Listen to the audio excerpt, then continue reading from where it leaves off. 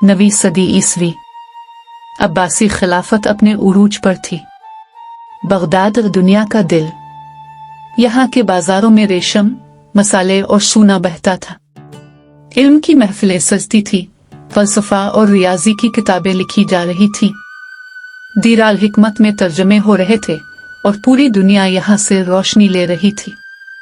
लेकिन इस शान और शौकत के पीछे एक और कहानी थी, एक ऐसी खामोशी जो सिर्फ जंजीरों की खनक से टूटती थी। जनूबी इराक के खारे दलदली इलाके, जहां सूरज की तपश और जमीन की जहरीली मिट्टी इंसान को लम्हों में बूढ़ा कर देती थी। यहाँ हजारों गुलाम दिन रात मशक्कत कर रहे थे, मशरकी अफ्रीका से लाए गए मर्द, औरतें और बच्चे। उन्हें जंज कहा जाता था। उनका काम था नमकज़दा जमीन साफ करना, ना खत्म होने वाली नहरें खोदना और पानी में खड़े रहकर मेहनत करना। उनके लिए सिर्फ जिस्मानी मशक्कत नहीं थी, ये रूह को तोड़ देने वाला अजाब था। जिंदगी मुख्तसर मगर बर्दाश्त लंबी।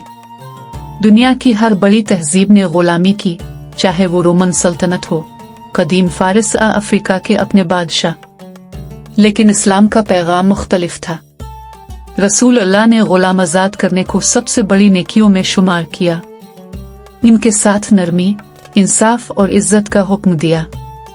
खुलाफाए राशिदीन और कई अब्बासी खुलफा ने उन तालीमात को अपनाया। लेकिन वक्त, ताकत और दौलत का नशा ये उसूल पीछे छोड़ गया। जंज गुलामी सिर्फ माशी जुल्म नहीं थी, ये दीन की असल रूह से इन्हिराफ था। जंज बगावत इसी तजाद का शोला थी, जिस्मानी आज़ादी के साथ इंसानी वकार का मुतालबा। 869 ईस्वी। बरसों की खामोशी के बाद दलदलों में सरगोशियां गूंजने लगी। ये सरगोशियां एक शख्स के गिर्द जमा हो रही थीं, अली इब्न मोहम्मद। इसकी असल के बारे में मौरखीन मुत्तफिक नहीं, लेकिन वो एक शोला बयान मुकर्रर था। वो जंज को बताता कि जुल्म हमेशा नहीं रहता और आज़ादी महज ख्वाब नहीं बल्कि हक है।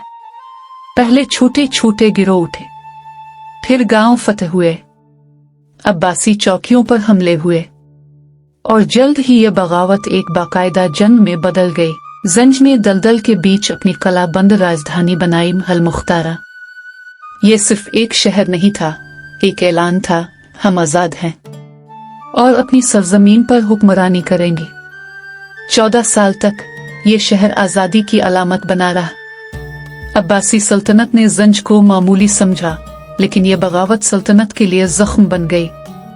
तिजारत रुक गई, सूबे गैर मुस्तहकम हो गए और खिलाफत का वकार खतरे में पड़ गया। अब्बासी लश्कर बार बार दलदलों में आया, मगर यहाँ की जमीन उनके लिए अजनबी थी।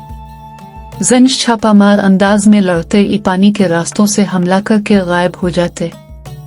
कश्तियों की लड़ाइयों में दरिया का पानी खून से सुर्ख हो जाता। लेकिन ये जंग आसान न थी। जंज को भूख, बीमारी और मुसलसल लड़ाई का सामना था। फिर भी इनके लिए ये लड़ाई जिंदगी और मौत की नहीं, वकार और गुलामी की थी। 883 ईस्वी। अब्बासी अफवाज ने अल मुख्तारा को तोड़ दिया। अली इब्न मोहम्मद मारा गया और शहर राख में बदल गया। 10,000 जानें ज़ाये हुई, जमीन और दिल दोनों जख्मी हुए। लेकिन जंज बगावत महज एक जंग नहीं थी, ये दुनिया की सबसे बड़ी गुलाम बगावतों में से एक थी। उसने याद दिलाया कि ताकत हमेशा मुतलक नहीं और सबसे कमजोर समझे जाने वाले भी तारीख का धारा बदल सकते हैं। इस्लाम के उसूल आदल, रहम और इंसानी वकार आज भी वही हैं। जंज बगावत हमें यही सिखाती है कि जब हुक्मरान अपनी अक़दार भूल जाएं, अवाम अपनी कदर याद दिलाते हैं। आज़ादी सिर्फ एक हक नहीं बल्कि एक अमानत है, और ये कि कभी कभी जंजीर तोड़ने की आवाज पूरी दुनिया सुन लेती है।